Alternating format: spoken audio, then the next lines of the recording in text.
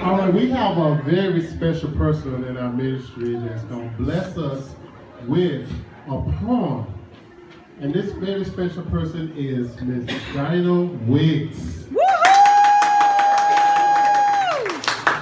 Hello, everyone. Hello.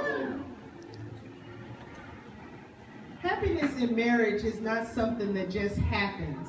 A good marriage must be created. In the art of marriage, the little things are the big things. It is never being too old to hold hands. It is remembering to say I love you at least once a day. It is never going to sleep angry. It is at no time taking the other for the things of the spirit. It is a common search for the good and the beautiful. It is establishing a relationship in which the independence is equal, the dependence is mutual, and the obligation is reciprocal. So if you think the answer is marrying the right partner, think again. It's being the right partner. That's right. Then and only then will you discover what marriage can be at its best. Woo!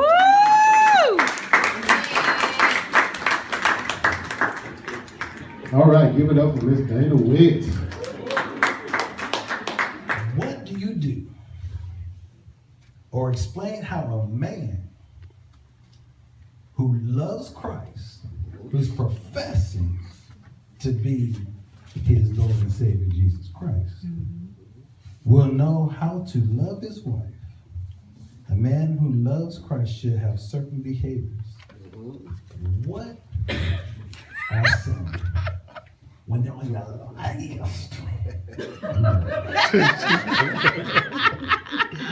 Not to say it happened to me like this,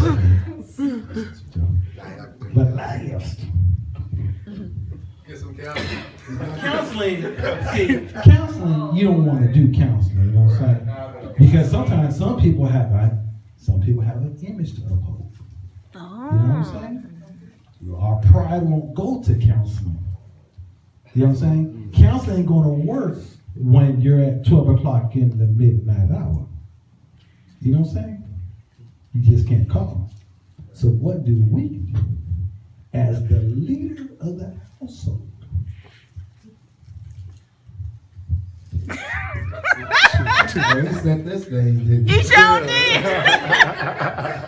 You know what? That's why when those days aren't there yet, and before they come upon you, you want to be prepared. Well, you go back to the Bible, but you think about the 10 virgins. 5 was prepared and 5 wasn't. What happened to the 5 that weren't prepared? They didn't make it. But when you're prepared, then that's the time when God allows us to be tested to see, you got all this knowledge. What does it profit you to know God's will and use it not? That's the time to use it. So what I do, I give myself some quiet time, some distance. I get in the car sometime and go for a ride. You know, it's time to put them cell phones and all that stuff out of the way. I'm not answering at that time. I'm just gonna give me some quiet time. My favorite is go play some basketball. While the guys are on the court, they may be arguing over the call. I'm just glad to be out there. I go get me some, just whatever to do to bring you some joy, to bring you peace of mind. And then when you got to think about it for the real, you got to go back into the sleeve of it and get back to the saddle and do just what God told you to do. Because if not, you're forgetting that you was purged from your old sins. You're forgetting that you were not that person that you used to be. If you go back to being that person you used to be, the longer you go wrong, the longer wrong you go. That's why I ended divorce. So when those challenging times come, read and stay within the Bible. Just loving one another, and just having a lot of faith in God. That's it. That's it. You stay grounded in the faith. That'll take you through, no matter what comes up.